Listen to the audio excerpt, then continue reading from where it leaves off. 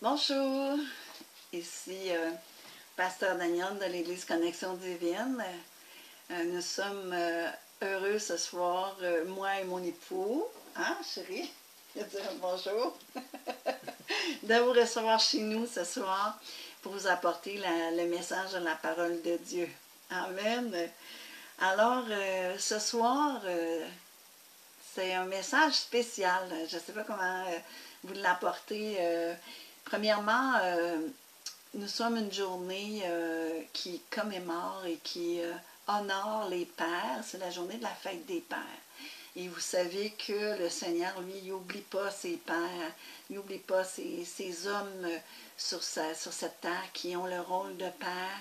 Et j'avais quelque chose pour eux ce soir qui m'a été donné. Et j'aimerais, avant de commencer, qu'on puisse courber nos têtes ensemble et qu'on puisse vraiment demander au Seigneur de pouvoir relâcher sa parole au travers de ma bouche. Seigneur Jésus, on vient devant toi, Seigneur.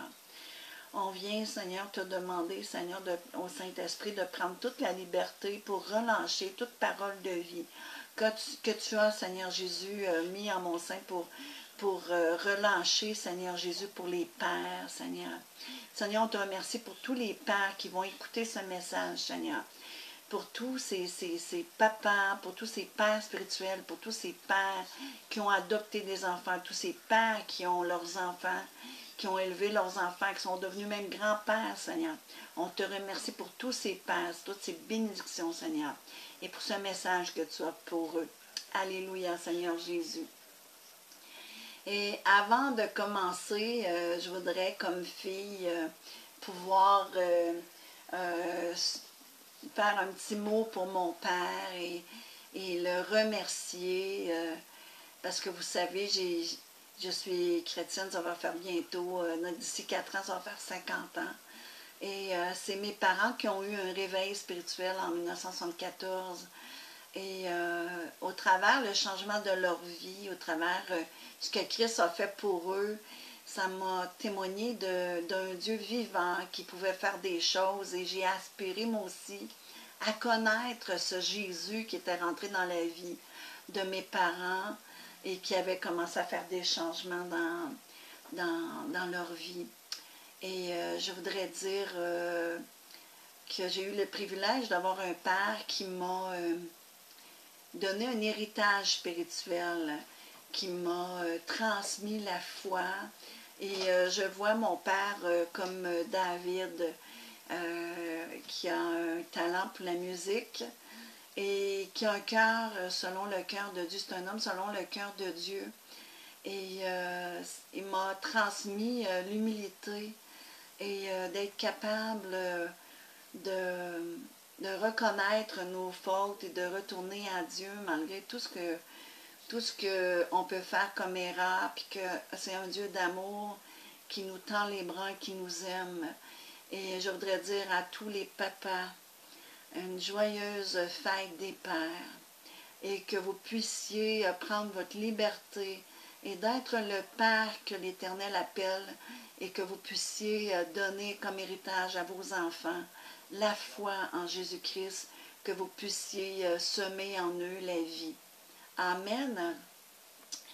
Et là, ça a commencé comme le message, j'avais l'image de Joseph, Joseph et Marie. Quand Marie a appris qu'elle allait être enfantée par le Saint-Esprit, elle a accepté, elle a dit qu'il soit fait selon ta parole. Mais elle était fiancée à un homme qui s'appelait Joseph. Et lui aussi, quand il a appris la nouvelle que Marie attendait un enfant, il était bien placé pour savoir qu'il n'était pas le père géniteur. Et il ne pouvait pas imaginer que Marie aurait fait quelque chose comme ça. Il y avait de la difficulté à croire. Mais il a fallu qu'un ange vienne lui parler dans un rêve pour lui révéler. Il a dit: Joseph, fils de David, ne crains pas de prendre Marie comme épouse, car l'enfant qui a été conçu en elle vient du souffle de Dieu. Tu lui donneras le nom de Jésus. Et Joseph était un homme vraiment sensible et qui aimait Dieu et sensible à l'esprit. Et il a décidé de croire ce qu'il avait entendu dans son rêve, que ça venait de Dieu. Et il a décidé de ne pas la répudier discrètement comme il avait l'intention, mais de l'accueillir et d'être le Père sur la terre pour l'enfant qu'elle allait porter. Amen.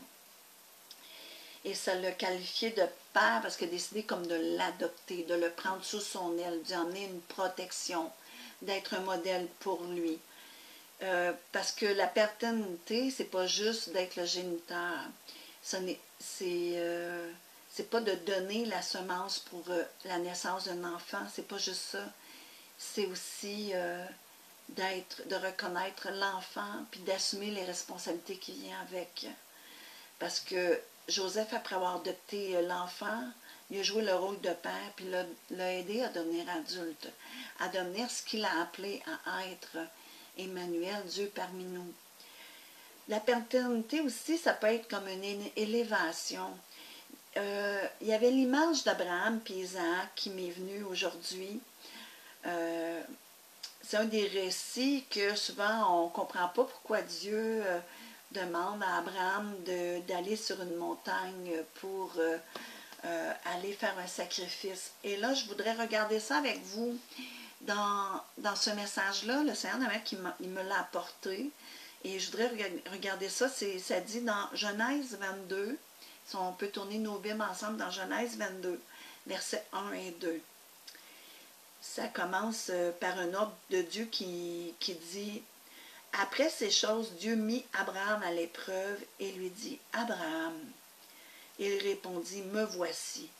Dieu dit « Prends ton fils, ton unique, celui que tu aimes, Isaac, va-t'en au pays de Morija, et là offre-le en holocauste sur l'une des montagnes que je te dirai. » Est-ce que Dieu a réellement dit, est-ce qu'il peut dire, je te donne un enfant, puis tu l'as après?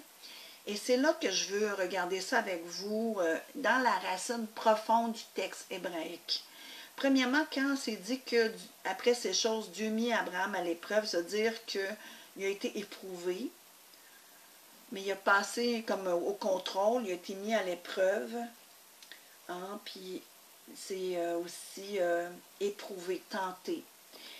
Et il lui dit, Abraham, et lui répondit, me voici. Dieu dit, prends ton fils, ton unique, celui que tu aimes, Isaac. Puis là, il dit, va-t'en. Va-t'en, c'est le mot yalak. Ça veut dire une façon de marcher, d'aller. Hein? Fait qu'il dit, va à Morija. OK, Morija qui veut dire choisi par l'Éternel. C'est-à-dire le mont sur le côté est de Jérusalem où Salomon a construit le temple. Il est en train de dire, tu vas aller au pays que j'ai choisi pour toi. Sur ce mont où tu vas offrir un holocauste. L'holocauste, c'est le mot Ola qui veut dire une offrande entièrement consommée. Mais ce mot-là, la racine veut dire aussi monter, élever, grimper. Ça veut dire aussi rencontrer, visiter et être supérieur à. Fait qu'il est en train de dire, et là, tu vas offrir tu vas monter, tu vas grimper. Il va y avoir une rencontre avec moi, ok? Je vais te visiter, ok? Et je vais te faire aller à cette montagne pour que tu puisses venir à ma rencontre, que tu puisses grimper et arriver à cette place que j'ai désignée, que j'ai déjà préparée, cette rencontre avec toi. Hein, et ça veut dire aussi réveiller, remuer et agiter. Et ça, c'est mentalement, ce mot-là, Ola, veut dire aussi, et là, le Seigneur est en train de dire, je vais t'emmener sur cette montagne que je te dirai, et je vais te réveiller, je vais remuer mentalement, ok, je vais agiter dans tes pensées, dans ton entendement, et je vais t'emmener, je vais te conduire, et je vais t'élever à une autre façon de voir. Abraham, il a connu les enseignements de son père avec les faux dieux. Il faut que vous compreniez qu'Abraham, lui, il n'est pas né avec la foi de Yahvé. Il a été instruit dans des faux enseignements avec des faux dieux. Et là, le Seigneur l'appelle Et là, Abraham commence une relation avec Dieu. Dieu va changer son nom, c'est-à-dire qu'il va venir se connecter à lui. Hein, il va mettre le divin en lui en changeant son nom. Il va rajouter la lettre divine de Dieu en son nom qui va donner Abraham et non d'Abraham. Il va faire de lui le père des nations. Mais pour faire de lui un père, le Seigneur, il y a des choses à lui montrer parce que c'est toute une nouvelle façon de voir. Il faut que vous compreniez qu'à cette époque-là, OK, il y avait des sacrifices d'enfants qui étaient faits pour d'autres dieux. Fait qu'Abraham, quand il entend cette parole-là, d'aller vers la montagne, hein, lui, il va avec sa compréhension qu'il doit offrir son fils comme les autres dieux peuvent demander. Mais si on voit dans la parole, OK, on voit dans Lévitique 18, 21, il dit « Tu ne livreras aucun de tes descendants pour le faire passer par le feu en l'honneur de Moloch. Tu ne profaneras pas le nom de ton Dieu. » Fait qu'on voit dans Lévitique 18, 21 que Dieu ne demande pas les sacrifices d'enfants. Amen. Parce que on voit même dans des choses qui ont été retrouvées, comment on appelle ça, des stèles commémorant l'offrande pieuse des premiers-nés. Fait que là, Abraham, lui, il peut interpréter la parole de Dieu dans le sens de l'offrande qu'il demande, c'est de son fils, le sacrifice d'enfant, qui était une pratique courante dans l'Antiquité. OK? On voit même dans la Bible que des rois en Israël qui ont offert leur fils en sacrifice, on le voit dans 2 Rois 16, 3 puis 21, 6. Les prophètes Jérémie et Ézéchiel feront de ces pratiques abominables la raison de l'exil de Babylone.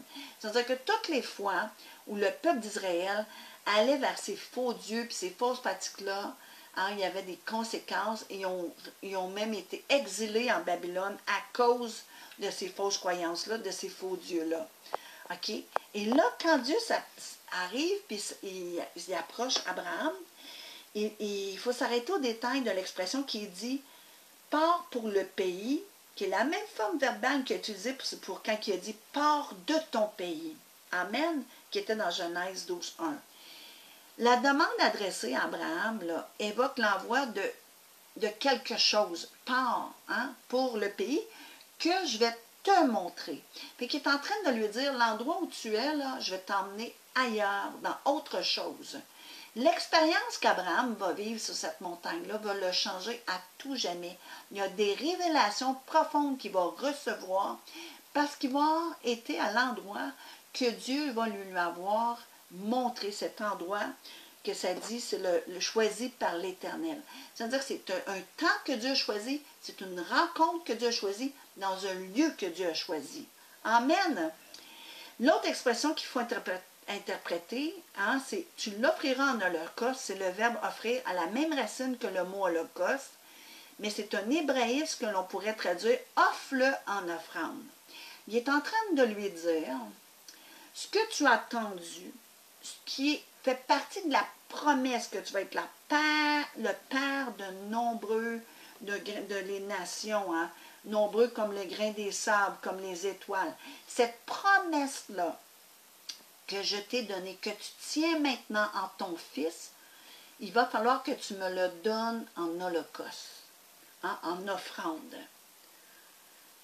Ça veut dire aussi, la racine, c'est Allah qui signifie aussi élever, si bien que l'on peut le traduire comme monte-le en montée ou fais-le monter, mais aussi réveiller, remuer, agiter mentalement.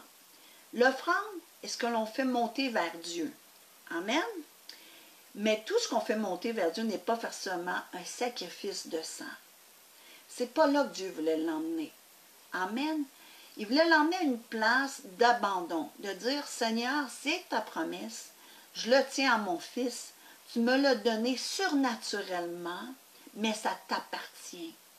Mais pour emmener son fils, hein, et l'enseigner dans les voies de Dieu, il y a des choses déjà dans la tête du Père qui ont besoin d'être enseignées, que Dieu a besoin d'enlever, puis d'y emmener sa révélation à lui. Amen.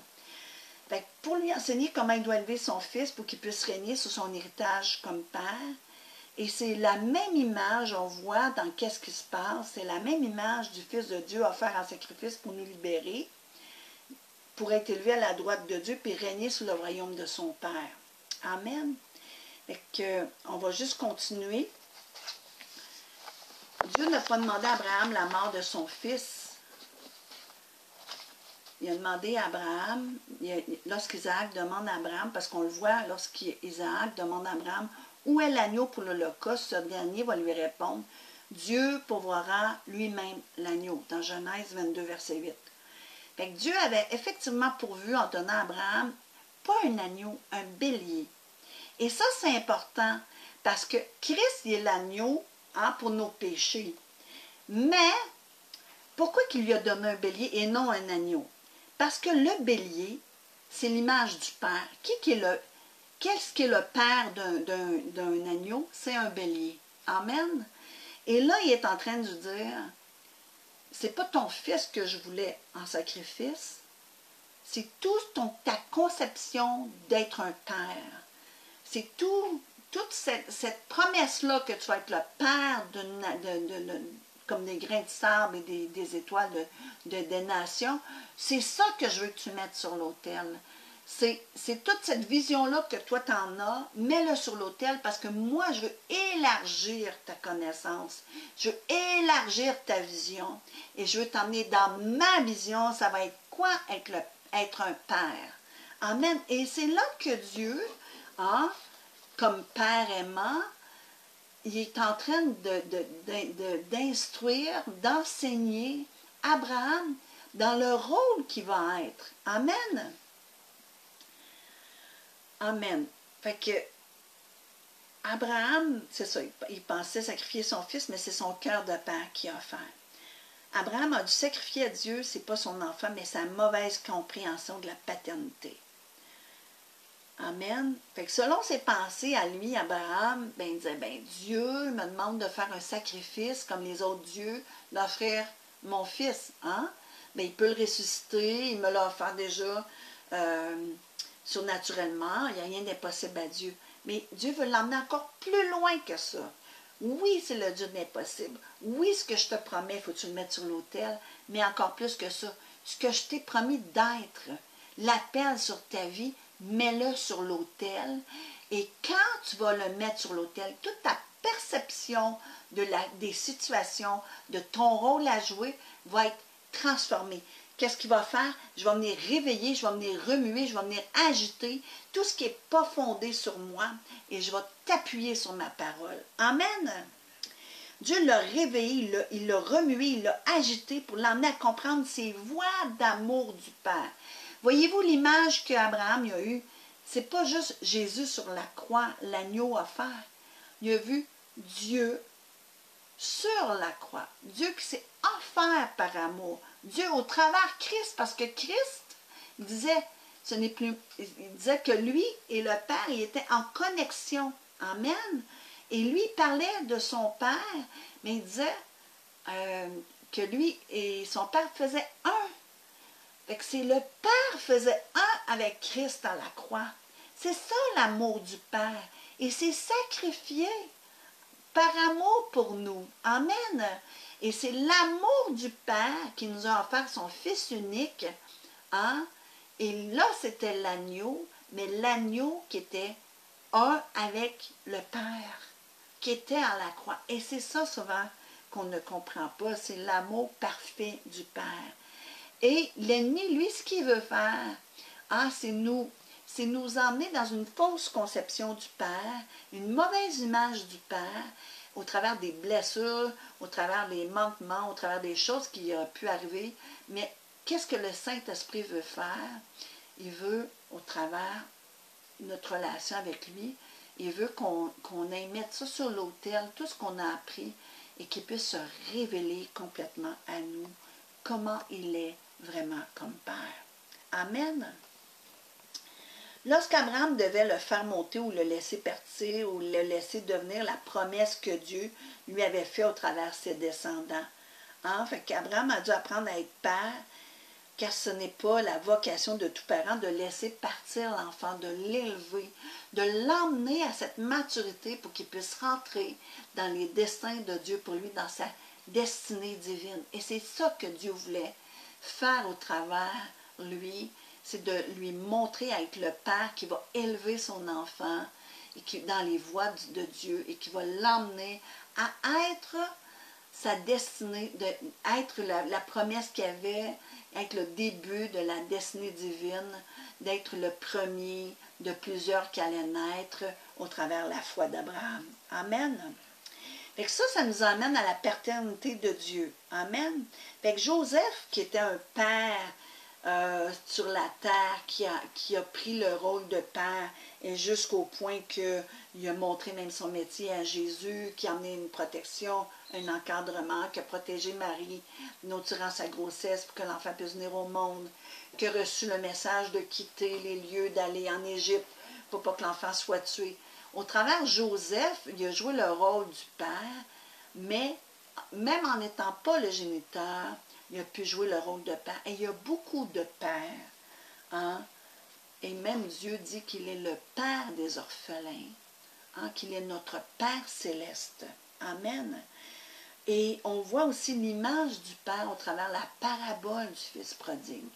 Il faut que vous sachiez que quand un fils arrivait au Père et disait « Donne-moi mon héritage hein? », c'était de dire au Père « Écoute, pour moi, tu es mort. Je ne veux plus de relation avec toi. Je te renie. Tout ce que je veux, c'est mon héritage. Je veux les biens qui me reviennent. Et pour moi, je vais aller faire ma vie. Et pour moi, je vais couper la relation. » C'est ça le fils prodigue. Il dit ça à son père. « Donne-moi mon héritage. » Et quand il part, on voit au travers de cette parabole l'amour du Père céleste. Le Père céleste est celui que souvent on peut lui dire « Moi, je ne veux rien savoir de ta parole. Je veux vivre comme bon me semble. Moi, donne-moi mon héritage. Là, tu m'as donné la vie. Je veux juste le meilleur. Puis toi, là, je coupe la relation. Pour moi, tu n'existes pas.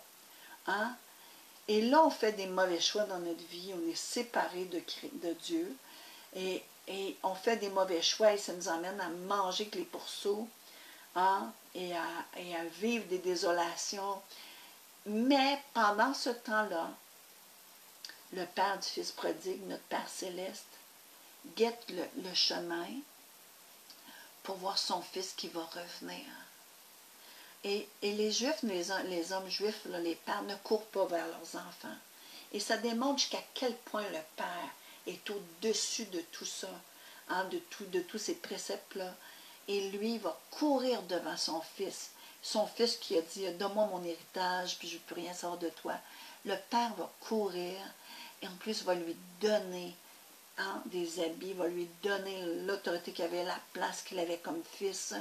Hein. Il va même tuer un agneau que normalement on garde pour le roi s'il venait visiter. On le gardait pour les grandes occasions. Et pour montrer jusqu'à quel point que son fils est cher à son cœur. Hein, il va faire une fête. Il va dire, mon fils qui était mort, maintenant est revenu à la vie. Amen. Et on voit au travers la relation de ces deux fils que celui qui regarde, qui dit, hey, moi j'ai toujours été avec toi, puis tu n'as jamais fait de fête comme ça pour moi, puis j'ai toujours suivi ce que tu m'as demandé. Comment ça se fait que lui, qui a traîné avec les prostituées, hein, qui a été même jusqu'à te renier, tu lui fais cette fête, puis lui dis, réjouis-toi parce que ton frère qui était mort, maintenant il est vivant. Mais il est en train de dire, mais tout ce qui m'appartient, tu as toujours tout appartenu. En voulant dire, si tu voulais manger le veau, l'agneau que je gardais, que j'engraissais, tu peux. Tout ce que j'ai t'appartient déjà. Hein? Tu es déjà dans ma vie, tu es déjà dans mes bénédictions. Mais ton frère, lui, il avait tout renié ça maintenant. Il a reconnu et maintenant il est dans la vie. Amen. Et là, ça démontre un Père qui n'est pas là pour nous condamner, qui n'est pas là pour nous reprocher nos erreurs, mais il est là pour nous accueillir, il est là pour nous donner sa vie, nous donner tout ce qu'il y a en héritage, tellement qu'il nous aime. C'est un amour tellement profond, un amour qui vient guérir nos cœurs brisés. Amen. Dieu, ce qu'il veut de nous, c'est qu'on devienne des fils et des filles, pas des fils et des filles qui restent accrochés à lui comme des bébés, puis qui pleurent, puis qui deviennent ingrats. Ce qu'il veut, c'est qu'on devienne des hommes et des femmes remplis de son esprit, qu'on rentre dans notre destinée divine, dans les plans de bonheur que pour nous, il n'y a aucun parent qui voudrait que son enfant reste un enfant dépendant de lui, aux couches et au biberon, puis dans un lit de bébé, hein? Dépendant pour le nourrir, puis le changer de... OK, on va le promener dans un petit carrosse, puis on va toujours prendre soin de lui comme un bébé. Aucun parent ne désire ça pour son enfant. On désire tous que nos enfants puissent devenir des adultes autonomes, puis qu'ils puissent développer leurs talents et leurs dons, mais c'est Dieu encore plus pour nous. Amen. Dire que Dieu est Père, c'est dire qu'il aspire à avoir en face de lui des enfants qui répondent à son amour, hein? Puis qui connectent avec son cœur, avec qui peut échanger, avec qui peut faire couler cet amour-là sur eux. Amen. La parole parle de Dieu comme un père qui a compassion de ses enfants dans Psaume 103, verset 13. L'Éternel, comme un père a compassion de ses enfants, l'Éternel a compassion de ceux qui le craignent. Dans Ésaïe 64, verset 8, ça dit « Cependant, ô Éternel, tu es notre Père. Nous sommes l'argile et c'est toi qui nous as formés. Nous sommes tous l'ouvrage de tes mains. » Dans Deutéronome 1, 31, ça dit « Ton Dieu t'a porté comme un homme porte son fils. » Il est en train de dire, pendant là, que vous viviez toute cette route-là, pendant toute la route que vous avez faite jusqu'à votre arrivée à la terre promise, là, hein, du désert, jusqu'à la terre promise, ton Dieu t'a porté comme un homme porte son fils. Dans Matthieu 7, du verset 9 à 11, ça dit « Lequel de vous donnera une pierre à son fils, lui demande du pain? Ou s'il demande un poisson, lui donnera-t-il un serpent? Si donc méchant comme vous l'êtes, vous savez donner de bonnes choses à vos enfants, à combien plus forte raison votre Père qui est dans les cieux donnera-t-il de bonnes choses à ceux qui lui demandent? » Vous savez, des fois on vit des choses, mais on oublie qu'on a le meilleur des papas célestes qui veut nous porter quand on vit des choses difficiles tout au long de notre chemin. Du désert jusqu'à notre destinée divine, jusqu'à l'enlèvement ou jusqu'à tant qu'il vient nous chercher parce qu'il nous a préparé une place. Il veut nous porter parce qu'il nous aime. Quel père qui verrait son enfant souffrir n'aurait pas le cœur tordu et dire « j'aimerais prendre sa place ». Amen. Mais c'est comme ça que Dieu nous aime. C'est cette révélation de l'amour du Père qu'on a besoin d'avoir parce que l'ennemi vient avec des mensonges et nous fait oublier ou pas saisir complètement l'amour du Père céleste qui est parfait. Amen. Dans Luc 12, 32, il dit « Ne crains point, petit troupeau. » Il parle à nous, là. « Car votre Père a trouvé bon de vous donner le royaume. » Nous sommes comme les enfants, hein? On a tout en lui. Il y en a qui vont le répudier, puis qui vont aller dans des chemins difficiles, puis il y en a qui vont rester près de lui. Mais il ne faut pas oublier que si on est près de lui, le royaume nous appartient. Il nous a déjà tout donné en Jésus-Christ. On est avec Christ à sa droite. On règne avec lui, spirituellement. Fait qu'on ne peut pas vivre des vies médiocres parce qu'il nous a déjà tout donné. En lui est la guérison, la délivrance, la restauration. Ça, c'est tout dans le salut. Mais en plus, il nous a donné les clés du royaume. Il ne s'agit à nous que de prendre la clé pour ouvrir la porte. Amen. Pour rentrer dans toutes les pièces du royaume qui a déjà mis plein de bénédictions pour nous, plein de révélations pour nous. Dans Luc 6, 35-36, elle dit « Mais aimez vos ennemis, faites du bien, et prêtez sans rien espérer, et votre récompense sera grande, et vous serez fils du Très-Haut, car il est bon pour les ingrats et pour les méchants. Soyez donc miséricordieux, comme votre Père est miséricordieux. » Là, il est en train de dire, comme enfant, l'enfant, tous les papas, je vais vous parler, là, tu as un enfant, tu as un fils, tu t'en vas à la salle de bain et tu veux faire ta barbe. Qu'est-ce que le fils va vouloir faire? c'est être à côté de toi, hein? Puis lui aussi, il va vouloir faire comme toi, faire sa barbe. Tu vas être en train de réparer quelque chose, tu plantes des clous. Lui aussi va vouloir avoir un marteau, planter des clous. Pourquoi? Parce que le fils va s'identifier au père et veut ressembler à son père. C'est ça votre héritage que vous laissez à vos enfants. Ce que vous leur donnez, hein, comme image de père, ils vont vous partir avec ça, puis ils vont courir avec ça. Ce que vous allez semer en eux comme amour, quand ils vont vers vous, quand vous les écoutez, quand vous les conseillez, quand vous les consolez, quand vous les encouragez, tout ce que vous faites en eux, vous les fortifiez, vous les bâtissez comme fils et comme fille, vos enfants, vous les bâtissez. Mais c'est la même chose que Dieu fait en nous. Par sa parole, il nous bâtit. Hein, il nous donne des conseils. Il nous console par son Esprit Saint. Il nous écoute quand on vient à lui. Il dit, si tu me cherches, tu vas me trouver. Hein, il ne se cache pas de nous parce qu'il nous aime. Dans Romains 8, 15, 16, ça dit, et vous n'avez point reçu un esprit de servitude pour être encore dans la crainte, mais vous avez reçu un esprit d'adoption, par lequel nous crions Abba Père. L'Esprit lui-même rend témoignage à notre esprit que nous sommes enfants de Dieu. On peut dire Abba Père, c'est-à-dire, Papa, tu es mon Père céleste. Amen. Dans 1 Jean 3, 1, ça dit, voyez quel amour le Père nous a témoigné pour que nous soyons appelés enfants de Dieu. Et nous le sommes. Si le monde ne nous connaît pas, c'est qu'il ne l'a pas connu. Dieu, dans son amour, a tout fait un plan complet pour nous emmener au salut. Amen. Pour nous emmener à pouvoir vivre une relation d'amour, d'intimité avec lui, pour que nous puissions passer l'éternité avec lui. C'est son plan. Dans Matthieu 18, 12 à 14, ça dit, si un homme a 100 brebis et que l'une d'elles s'égare, ne laisse-t-il pas les 99 autres sur la montagne pour aller chercher celles qui s'est égarée? Celles qui sont sur la montagne sont déjà, la montagne, ça représente la proximité avec Dieu. Hein? Quand on monte sur la montagne, on va entendre la voix de Dieu, on veut être plus près de Dieu. Celles-là, elles sont toutes près de Dieu sur la montagne. Mais celle qui est descendue de la montagne, celle qui s'est égarée, celle-là, là, le Seigneur va aller la chercher parce qu'il l'aime. Il ne veut pas qu'elle soit dévorée. Il ne veut pas qu'elle tombe dans un piège parce qu'il l'aime. Hein? Et s'il la trouve, je vous le dis en vérité, elle lui cause plus de joie que les 99 autres qui ne se sont pas égarés. Ça veut dire il y a autant de joie.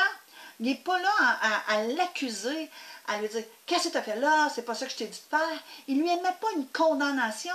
Il y a une joie de la retrouver. Il l'aime autant que les 99 autres qui sont restés en haut. Hein? Quel amour de père! Il n'est pas là à nous reprocher nos fautes et nos erreurs.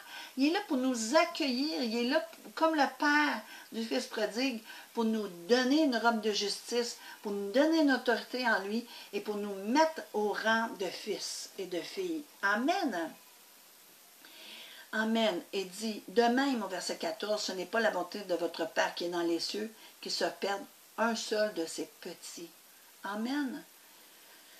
Ça dit dans Proverbe 3, versets 11 et 12, ça dit « Mon fils, ne méprise pas la correction de l'Éternel et ne t'effraie point de ses châtiments. » Oui, le Seigneur, quand on fait quelque chose qui nous amène à notre perte, il va nous reprendre. Hein? Il va nous convaincre de péché pour nous emmener à la repentance parce qu'il ne veut pas nous perdre pour l'éternité. Hein? Parce que c'est dit dans Proverbe 3, verset 12, ça dit « Car l'Éternel châtie celui qu'il aime comme un père l'enfant qu'il chérit. » Tu es le chéri de l'Éternel. Il t'a chéri, tu es son fils. Amen. Qu'est-ce que la Bible dit des pères chrétiens? Le plus grand commandement des Écritures, c'est « Tu aimeras l'Éternel, ton Dieu, de tout ton cœur, de toute ton âme et de toutes tes forces. » Dans Deutéronome 6, verset 5. Puis au verset 2, il dit « Afin que tu craignes l'Éternel, ton Dieu, en respectant tous les jours de ta vie, toi ainsi que ton fils et ton petit-fils. » Toutes ces prescriptions et tous ces commandements que je te donne afin que tu vives longtemps. Il est en train de dire, l'héritage que je te donne, elle va couler sur tes fils et tes petits-fils. C'est-à-dire, tes fils et tes filles, c'est tes générations suivantes. Et là, j'entends dire, oui, mais moi, j'ai pas toujours été correct, j'ai pas connu le Seigneur avant. Mais oui, tu es comme Abraham. Abraham, quand il est arrivé à être père, il avait tout un bagage. Il était vieux. Et il y avait tout un ancien bagage. Il ne connaissait pas Dieu avant. Il adorait des faux dieux, il y avait des fausses des fausses compréhensions. Et c'est Dieu qui l'a emmené à être le Père, qui l'appelait à être. Et c'est la même chose pour vos vies. On n'a pas à se taper dessus, dire hey, moi comme parent, j'ai fait des mauvais choix. Oui, on s'est repenti devant Dieu. Mais c'est Dieu, hein, dans son amour, qui nous façonne, qui nous guérit, qui nous amène à être le parent, qui nous appelle à être. Amen. Je vais entendre des Amen, parce qu'il n'y a aucune condamnation pour celui qui est en Jésus-Christ. Amen. Et là, il dit, plus loin, on lit, les commandements que je te donne aujourd'hui seront dans ton cœur et tu les répéteras à tes enfants. Fait que si tu n'as pas commencé quand il était petit, tu peux le faire là maintenant. Hein? On peut racheter le temps. Tu en parleras quand tu seras chez toi, quand tu seras en voyage, quand tu te coucheras et quand tu te lèveras. C'est le verset 6 et 7 de Deutéronome.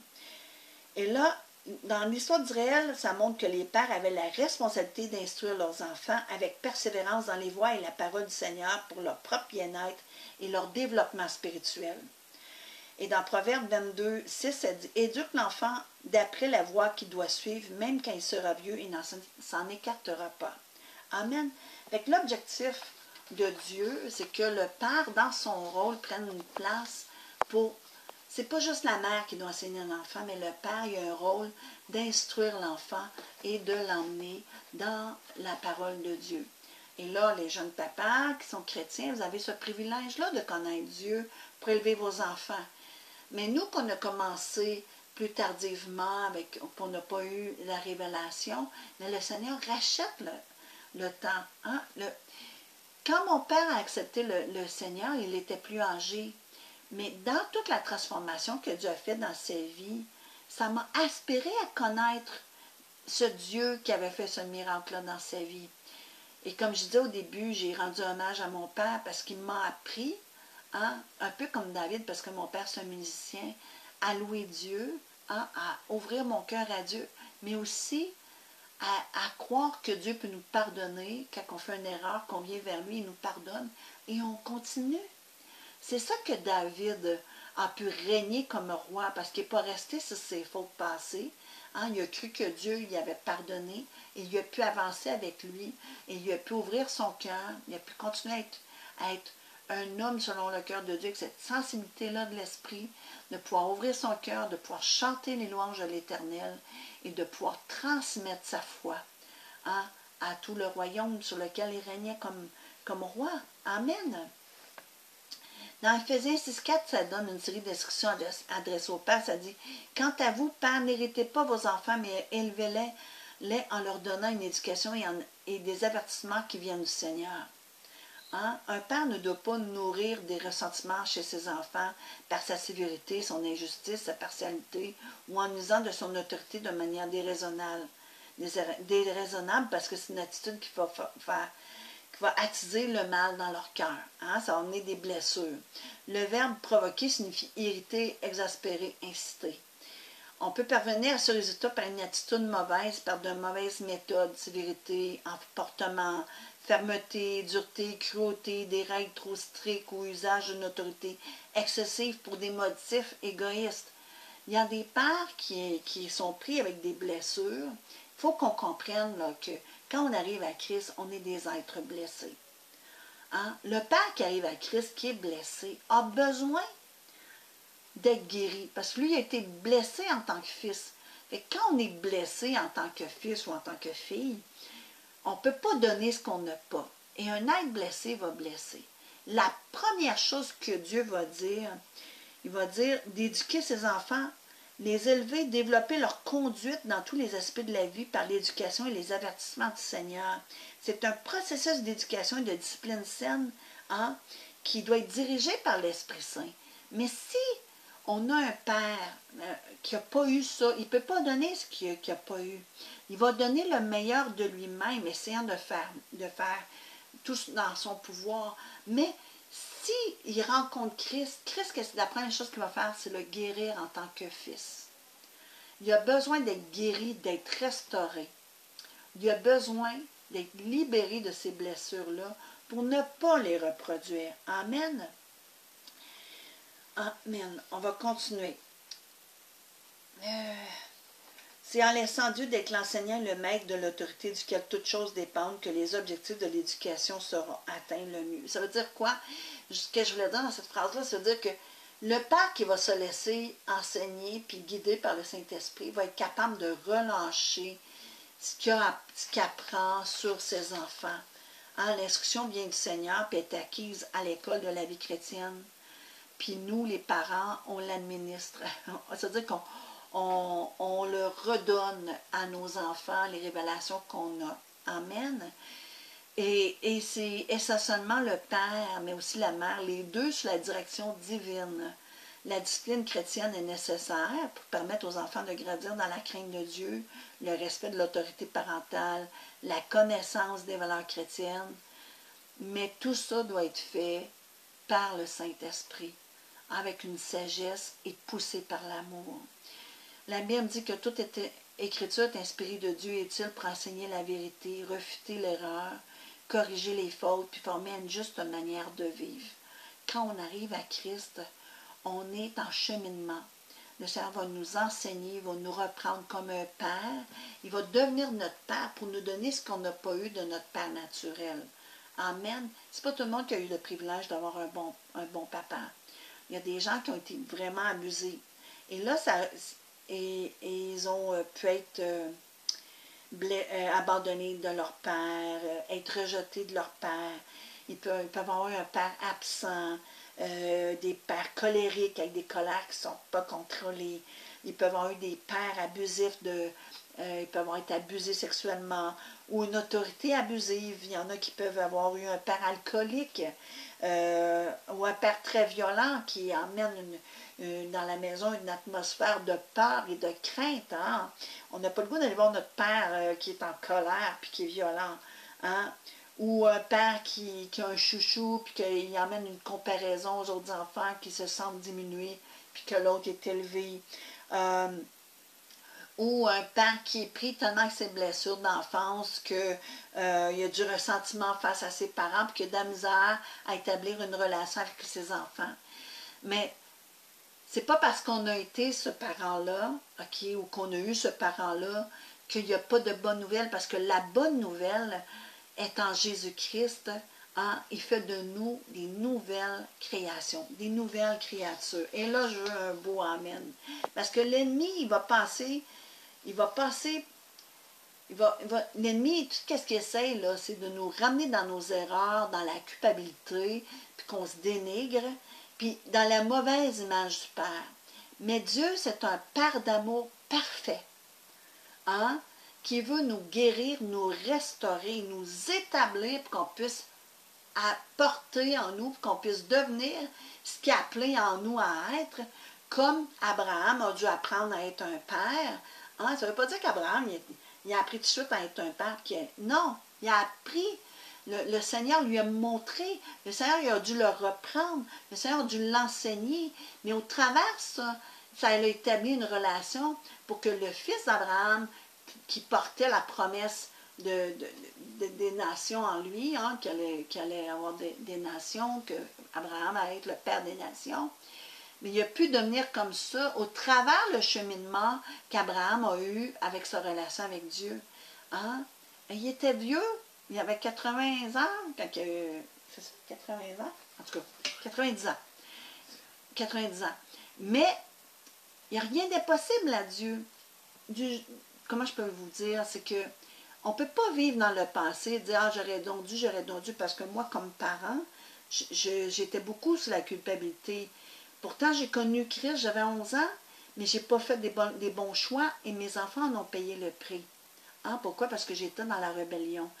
Mais le Seigneur est venu, il s'est révélé à moi et son amour s'est révélé à moi et il a fait de moi une nouvelle créature. Et maintenant, au travers de ce que j'apprends avec Christ, ça coule sur les gens. Hein? Puis il a même fait de moi une mère spirituelle. Amen. Dire comment qui peut croire en nous, hein? Même si nous, on ne croit pas en nous. Et le Seigneur veut que tu sois libéré, que tu deviennes le Père que Dieu appelle. Pour devenir le parent que Dieu appelle, nous devons être guéris dans notre âme comme enfants. Premièrement, il faut la repentance, c'est le premier pas vers la guérison. Ça dit dans 2 Chroniques 7,14, « Si si mon peuple sur qui est invoqué mon nom s'humilie, prie, cherche ma face, et s'il se détourne de ses mauvaises voies, je l'exaucerai des cieux, je lui pardonnerai son péché, je guérirai son pays. Pas juste toi, ton pays, ça veut dire, toi et tes descendants, il y a une guérison qui va couler. Amen. Le deuxième point, c'est la vérité de la parole de Dieu nous affranchit. Amen. C'est-à-dire, la foi vient ce qu'on entend vient de la parole de Dieu, c'est-à-dire, au travers de sa parole, il est en train de nous libérer pour devenir qui qu'on est appelé à être. Dans Jean 8, verset 31b, ça dit, « Si vous demeurez dans ma parole, vous êtes vraiment mes disciples, vous connaîtrez la vérité vous affranchira. » Qui a besoin d'être affranchi? C'est des esclaves. On était esclaves du péché avant. Amen. Et puis là, le Seigneur, lui, nous affranchit. Ça veut dire qu'on n'est plus esclaves. On est libre en lui, en Jésus-Christ. Et qu'est-ce qu'il veut? C'est qu'on se repente et qu'on accepte cette vérité-là. Amen. Qu'on revienne à lui. Et le troisième point, c'est Dieu veut guérir l'enfant en nous pour devenir l'adulte que Dieu appelle. Se laisser toucher et guérir par l'onction de Jésus-Christ qui coule sur nous. Parce que dans Ésaïe 61:1, l'Esprit, ça parle de Christ, ça dit « L'Esprit du Seigneur l'Éternel est sur moi, car l'Éternel m'a oint pour porter de bonnes nouvelles aux malheureux. » Et les malheureux, c'est ce que nous sommes avant de connaître Christ. Amen. Il m'a envoyé pour ceux qui ont le cœur brisé. Et quand on arrive à Christ, on a le cœur brisé. Amen. Même si tu es un père, tu as eu le cœur brisé et Dieu veut guérir ce cœur-là pour que tu puisses devenir l'adulte spirituellement et que tu puisses aller chercher cette révélation-là, tous ces joyaux-là, pour que ça coule sur tes descendants. Il dit pour proclamer aux captifs la liberté, aux prisonniers la délivrance. C'est une bonne nouvelle. On n'est plus dans cet état-là spirituel. Le Seigneur nous a libérés. Être un malade te fait tourner en rond et n'a pas accès à sa destinée divine. Mais tu subis les conséquences des blessures de l'enfance. Et le Seigneur, au travers de l'image, il m'a montré l'image du peuple d'Israël qui a tourné dans le désert pendant 40 ans. Il a gardé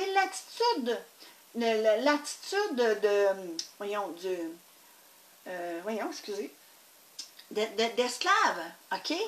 Et il n'a pas compris, malgré tout ce que le Seigneur avait fait, tous les miracles qui étaient avec lui, qui le conduisaient, hein? Le peuple d'Israël a gardé l'attitude d'esclave. Il n'a pas compris comment il était aimé, puis que Dieu était là, puis qu'il le portait. Hein? Et qu'est-ce que ça le fait? Ils ont tourné en rond, ils ne sont pas rentrés, cette génération-là n'est pas rentrée dans sa destinée divine. Pourquoi? Parce qu'ils n'avaient pas saisi l'amour de Dieu pour eux, l'amour du Père. Amen. Et là, je voulais vous emmener dans Ézéchiel 18, verset 4 qui dit « Voici, toutes les âmes sont à moi, l'âme du Fils comme l'âme du Père. L'une et l'autre sont à moi, l'âme qui pêche, c'est celle qui mourra. » Il est en train d'emmener une nouvelle façon, parce que le péché du Père dans le monde, quand on n'a pas Jésus-Christ, le péché du Père retombe sur les enfants de génération en génération. Hein?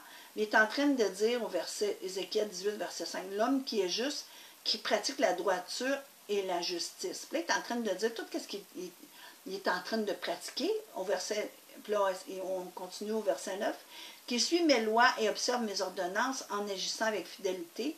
Celui-là est juste, il vivra, dit le Seigneur l'Éternel. » Et le mot « vivra », hein, c'est Shaya qui veut dire vivre, avoir la vie, revenir à la vie, vivre dans la postérité, vivre éternellement, guérir, survivre, retrouver la vie, être guéri, sortir de la maladie, du découragement, puis de la faiblesse, ressusciter, hein? Puis ça veut dire donner la vie, accélérer, raviver, puis rafraîchir. Dans ce petit mot-là, vivra, ça veut dire tout ça. Ça veut dire que quand le Seigneur est en train de dire, l'âme du Fils puis l'âme du Père, ça m'appartient. Hein?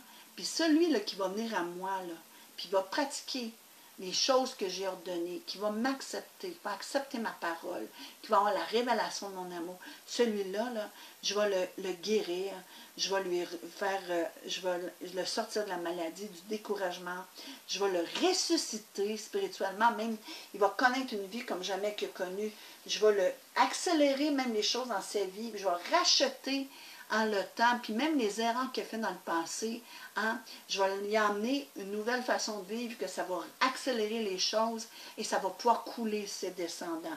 Mais ça dit aussi au verset 10, si un fils qui soit violent, qui répande le sang, ou qui commette quelque chose de semblable, si ce fils n'imite en rien la conduite de son père, que son père, hein, qui marche avec justice, ce fils-là, il ne vivra pas. C'est-à-dire que lui, il n'aura pas accès à ça. Pas parce que Dieu ne veut pas, c'est parce qu'il va en faire un choix. Et dans le choix, il est en train de dire, celui qui va observer mes ordonnances, qui va suivre ma parole, qui va être en relation avec moi, qui va me prendre comme père, il va vivre. Mais même si toi tu décides ça, si ton fils décide autre chose, il s'en va vers la mort. Amen. Il faut être réaliste. C'est pour ça qu'on est dans un temps qu'il faut qu'on parle. Il faut qu'on parle à nos enfants. Hein, parce qu'ils ne s'en vont pas vers le bon chemin. Amen. Il faut prier pour eux. Et là, il est en train de dire, et quand il dit il ne vivra pas, il a commis toutes ses abominations, qu'il meurt. Okay. Le mot meurt, là, ça veut dire qu'il va être tué, il va mourir. Et qui est-ce qui veut nous tuer? Hein? Qui est-ce qui veut nous voler? Qui est-ce qui veut nous détruire? Dans Jean 10, ça dit, c'est l'ennemi.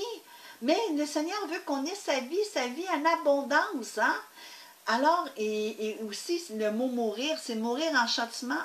Ça veut dire périr, mourir prématurément par négligence d'une conduite morale sage. Ça veut dire qu'il va tomber dans des pièges. Pourquoi? Parce que la parole de Dieu nous évite de tomber dans ces pièges-là, mais si l'enfant refuse, il peut en mourir. Hein? C'est vers ce chemin-là qu'il s'en va. C'est pour ça que comme parents, par amour, il faut qu'on parle, il faut qu'on tranche dans leur vie. Amen. Ben, celui qui ne dit mot acquiesce, ça veut dire que si je ne parle pas dans la vie de mon enfant, c'est que j'approuve ce qu'il fait. Mais si je parle, peut-être que mon enfant n'aimera pas ça. Mais je veux le ramener sur le bon chemin. Hein? Je me sers de moi la sagesse et les bonnes paroles pour parler au cœur de mon enfant. Puis là, il dit, mais si un homme a un fils qui voit tous les péchés commet son père, qui les voit, il n'agisse pas de la même manière. Produire, ça veut dire que le fils voit les péchés que commet son père, il les voit, mais lui décide de ne pas agir de la même manière. Ça veut dire que c'est pas parce que c'est le mot effectuer, traiter, faire une œuvre. Ça veut dire que moi, je décide de ne pas faire ça dans ma vie. Amen. Lui agit ça de telle façon, mais moi, je décide que je n'irai pas dans cette voie-là. Amen. Mais puis là, il dit, s'il observe mes ordonnances, puis si c'est là, celui-là, il ne mourra pas par l'iniquité de son père. Parce qu'avant, dans l'ancienne alliance, OK, il est en train que quand le père péchait, le péché des pères tombait sur les enfants, puis ça amenait une malédiction. Puis là, il est en train de dire, si ton père a fait des mauvais choix, mais toi, comme enfant, tu m'as choisi, ben, ça brise la malédiction des pères. C'est ça que c'est en train de dire. Fait que tu n'as pas besoin d'aller chercher toutes les malédictions, ben, je te demande pardon de tel ancêtre, je ne sais pas ce qu'il a fait, tout ça. C'est brisé. Il est en train de le dire. C'est brisé parce que l'âme du Père et l'âme du Fils lui appartient. Fait que quand tu viens à lui, hein, tu lui demandes pardon, ça veut dire que toi, tu renonces, tu ne veux plus vivre comme tes pères. Tu ne veux pas adorer les mêmes yeux. C'est comme Abraham. Hein? Il a quitté son père, il a quitté son pays. Hein? Il est allé dans la terre que Dieu avait pour lui, où il y avait des projets de bonheur pour lui. Hein? Mais il a quitté en même temps tous ces faux dieux-là, toute cette fausse conception-là. Il a été bâtir avec sa femme et ses descendants qu'il y a eu après, et même ceux qui le servaient. Il a bâti, hein, une nouvelle façon de vivre, un nouveau territoire. Et c'est ça que Dieu veut faire avec les pères. Amen. Et avec nous tous. Il veut faire de nous une nouvelle créature, une nouvelle façon de vivre, hein, qu'on puisse laisser le Saint-Esprit nous nettoyer, hein, puis nous emmener dans une nouvelle conception, une nouvelle façon de penser, que notre façon de penser puisse être renouvelée par l'Esprit. Amen. Parce qu'il dit, s'il observe, il parle du Fils là, qui ne reproduit pas, il dit, celui-là ne mourra pas pour l'iniquité de son père, il vivra. En voulant dire, ça ne sera plus dans cette alliance-là. On est dans une nouvelle alliance en Jésus-Christ. Quel privilège nous avons en Jésus, hein? Ça veut dire que la bénédiction, elle peut être brisée. Dès qu'on accepte Christ, la bénédiction est brisée. Amen. Il dit, c'est son père qui a été oppresseur, qui a commis des rapines envers les autres, qui a pu au milieu de son peuple, ce qui n'est pas bien. C'est lui qui mourra pour son iniquité. Ça veut dire que la faute de ton père, tu n'en payeras plus. Hein? Si ton père ne se repent pas, puis il ne vient pas à Christ, c'est lui qui va en faire à Dieu, hein, pour ça. Tout aurait pu. Ça veut dire même,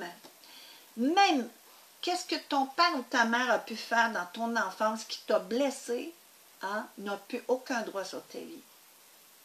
En Jésus-Christ, parce qu'il est la guérison. Il t'emmène une nouvelle vie. Ça veut dire que tout ce que tu as connu dans ton enfance ou ton adolescence, je parle à ceux qui n'ont pas eu un bon père, là.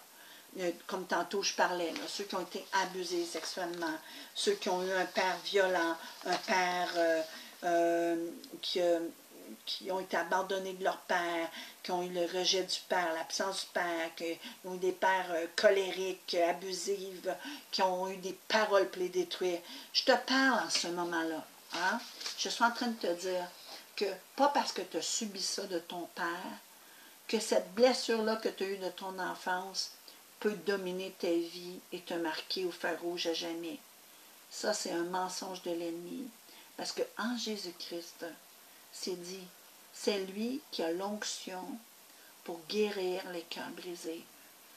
Il renverse toutes ces choses-là dans ta vie, puis il fait de toi une nouvelle créature. Et le père que tu as toujours voulu être, tu vas pouvoir l'être. Et la mère que tu as toujours voulu être, tu vas pouvoir l'être.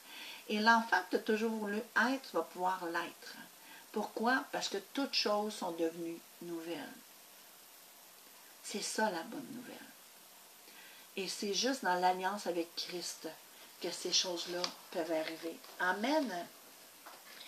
Et là, ils disent, au verset 20, l'âme qui pêche, on est toujours dans le même Ézéchiel 18, l'âme qui pêche, c'est celle qui mourra. Le fils ne portera pas l'iniquité de son père et le père ne portera pas l'iniquité de son fils. La justice du juste sera sur lui et la méchanceté du méchant sera sur lui. On va dire maintenant, dans cette alliance-là, hein, c'est selon le libre arbitre, selon ce que tu auras choisi, tu récolteras ce que tu auras choisi. Amen. Et là, il dit au verset 23, « Ce que je désire, est-ce que le méchant meurt, dit le Seigneur l'Éternel? N'est-ce pas qu'il change de conduite et qu'il vive? » Le Seigneur, là, ce n'est pas la mort des êtres humains qu'il veut, c'est qu'il change de conduite et qu'il vive. Au verset 24, il dit, « Si le juste se détourne de sa justice et commet l'iniquité, là, il est en train de parler. Tu peux accepter Christ, marcher avec lui. Mais si tu te détournes de sa justice et commets l'iniquité, s'il imite les abominations du méchant, vivra-t-il? Il est en train de dire, si tu me quittes là, pour aller vivre comme les païens, adorer les faux dieux, puis marcher avec la pensée du monde, puis vivre n'importe comment, là, en dehors de ce que moi je t'ai enseigné dans ma parole, hein, il dit, toute sa justice sera oubliée, parce qu'il s'est livré à l'iniquité et au péché, à cause de cela, il mourra. Ça veut dire qu'à chaque péché, il est attaché la mort. Fait que dans les choix qu'on fait, c'est pour ça que le Seigneur dit, repens-toi, reviens à moi. Hein? Pourquoi? Il va le dire ici au verset 30. Je vais regarder ça avec vous. Il dit, c'est pourquoi je vous jugerai chacun selon ses voies, maison d'Israël, dit le Seigneur d'Israël. Écoutez bien qu'est-ce qu'il dit. Revenez et détournez-vous de toutes vos transgressions, afin que l'iniquité ne cause pas votre ruine. Il est en train de dire, revenez, c'est le mot shom qui veut dire revenir, se détourner. Et c'est ça, de se détourner. Les choses en répétition aussi. Il y a des choses que tu peux retourner en répétition. Ah, mais je refais ça, puis je refais ça. Ah, justement, pardon, ça, puis j'y retourne. Là, il dit, arrête, reviens de ça, là. Puis détourne-toi. Ça veut dire se retourner, se retirer, vaincre-le, rejeter, se tourner la tête, se dire, regarde plus à ça, aspire plus à ça, détourne ton regard, tourne-le vers moi, se tourner contre, ramener à l'esprit, hein, montrer un revirement, hein, être restauré, être ramené. Puis là, il dit si tu te détournes de ça, hein, de tes transgressions, transgression, c'est le mot pacha qui veut dire rébellion. Toutes les fois où on ne veut pas suivre la parole de Dieu, c'est qu'on se rebelle contre ce qu'il nous demande. On fait notre propre volonté, on devient notre propre Dieu. Hein? Puis là, il dit un peu plus loin, rejetez loin de vous toutes les transgressions par lesquelles vous avez péché, au verset 31. Puis rejetez loin, là, ça veut dire, lancer, jeter dehors, chasser. Ça veut dire tout esprit qui vient et qui te tente, chasse-le, hein, rejette-le, lance-le loin de toi. Hein? Écoute plus ça, ces paroles-là. Hein? Le mot péché, c'est se rebeller, transgresser ou se révolter. Hein? Être en rébellion contre. Puis là, il dit, convertissez-vous. Donc, et vous vivrez. Se convertir, ça veut dire vaincre, empêcher ces choses-là de dominer sur nous, tourner la tête, puis ramener à l'esprit la parole de Dieu, hein, pour être restauré. Puis là, il dit, vous vivrez, là, c'est le mot Shaya. Écoutez bien tout ce qu'il y a dans le mot Shaya. Ça veut dire vivre, avoir la vie, revenir à la vie, vivre dans la prospérité, vivre éternellement, guérir, survivre, retrouver la vie, être guéri. Ça veut dire sortir de la maladie, du découragement, de la faiblesse. Ça veut dire ressusciter. Ça veut dire donner la vie aussi. On va pouvoir donner cette vie-là. Ça veut dire accélérer, raviver et rafraîchir. Le Seigneur nous a donné un modèle de prière. Jésus disait « Notre Père qui est aux cieux ». Et le mot « Père », c'est le mot « pater », qui veut dire ceux à qui travers Christ ont été élevés, spécialement mis à part, dans une intime relation avec Dieu et qui ne le voit plus comme un juge sévère en tant que pécheur, mais le révèle comme un Père aimant avec qui ils se sont réconciliés. Le Père de Jésus-Christ, comme étant celui qui l'a uni à lui, dans un lien étroit d'amour et d'intimité, qui l'a associé à ses desseins, l'a désigné pour expliquer et porter parmi les hommes le plan du salut, et lui a fait également partager sa propre nature divine par Jésus-Christ lui-même et par ses disciples. Dans Luc 11, ça dit que quel est parmi vous le père qui donnera une pierre à son fils s'il lui demande du pain? Ou s'il demande un poisson, lui donnera-t-il un serpent au lieu d'un poisson? Ou s'il demande un œuf, lui donnera-t-il un scorpion? Si donc, méchants comme vous l'êtes, vous savez donner de bonnes choses à vos enfants, combien plus forte raison le Père Céleste donnera-t-il le Saint-Esprit à ceux qui le lui demandent? Les enfants, dans Proverbe 17, verset 6, ça dit « Les enfants des enfants sont la couronne des vieillards, et les pères sont la gloire de leurs enfants. » Vous savez, quand Adam et Ève étaient sur les premiers enfants du Père Céleste qui vivaient avec leur Père une relation d'amour, de dialogue dans le jardin d'Éden, portaient sa gloire comme vêtement, puis ça couvrait leur nudité. Hein? C'est ça que le Père Céleste veut retrouver avec nous en Jésus-Christ. Jésus qui est notre frère, le premier-né. Hein? Dans Matthieu 12, 46, elle dit « Comme Jésus s'adressait encore à la foule, voici sa mère et ses frères étaient dehors, cherchaient à lui parler. Quelqu'un lui dit, voici ta mère et tes frères sont dehors, ils cherchent à te parler. Mais Jésus répondit à celui qui lui disait, qui est ma mère et qui sont mes frères? Puis étendant la main sur ses disciples, il dit, voici ma mère et mes frères, car quiconque fait la volonté de mon Père qui est dans les cieux, celui-là est mon frère et ma soeur et ma mère. Et j'aimerais terminer en remerciant encore le papa que le Seigneur m'a donné, pour tout l'héritage qu'il m'a donné, pour qui il est, pour tout ce qu'il a pu m'enseigner. Et je voudrais relâcher sur tous les papas, hein, l'esprit du Père qui vient pour guérir le Fils en vous, qui vient vous libérer pour que vous puissiez être le Père qui veut faire lever, comme il a fait avec Abraham, qui voulait emmener le Père des nations. Et il a fait de vous des pères pour vos enfants et des pères spirituels pour les enfants spirituels qu'il vous a donnés, que vous pouvez adopter pour vos fils et pour vos filles.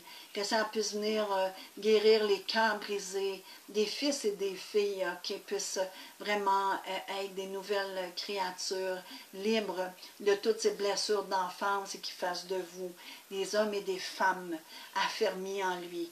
Je prie pour tous les pères terrestres qui soient touchés par notre Père céleste et qui puissent, au travers lui, relâcher tous les beaux joyaux que le Seigneur a mis en vous et que vous puissiez exprimer librement l'amour que vous avez pour vos enfants, que vous puissiez relâcher les paroles de vie que vous avez pour vos enfants. Je prie que tous les pères qui ne connaissent pas Christ puissent venir à lui et qu'ils puissent être sauvés, que tous vos pères qui ne connaissent pas Christ, que vous portez en prière, puissent être touchés par le Saint-Esprit et avoir la révélation de l'amour de Dieu, qui est un Père aimant, un Père merveilleux, qui avait établi le plan du salut pour chacun de nous et qui voulait être reconnecté le cœur de ses fils à son cœur de Père, qui voulait avoir une relation d'intimité, d'amour, qui voulait révéler son amour à chacun de vous. Et je relâche sur vous cette révélation de l'amour du Père, cette révélation du Père aimant qu'il est et comment il nous aime. Et je veux au nom de votre Père, vous demander pardon pour les manquements que j'ai, et de vos mères, les manquements qu'ils ont pu avoir. Je remercie le Seigneur. Je remercie le Seigneur parce que lui, il rachète toutes choses. Il rachète le temps et il nous libère pour être des meilleurs parents, pour être capable de relâcher les choses qui nous enseignent, les révélations et les joyaux qu'on mis à nous, pour qu'ils puissent être relâchés sur nos enfants et nos enfants spirituels. Et je vous remercie d'avoir été là ce soir avec nous. Et je relâche sur vous la bénédiction du Père au nom de Jésus-Christ, que l'image du Père puisse être restaurée.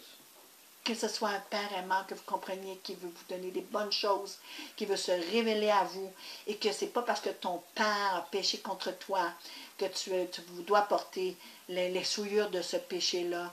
Tu peux être lavé de l'abus du Père, tu peux être lavé du Père qui t'a dénigré, le Père qui t'a abaissé.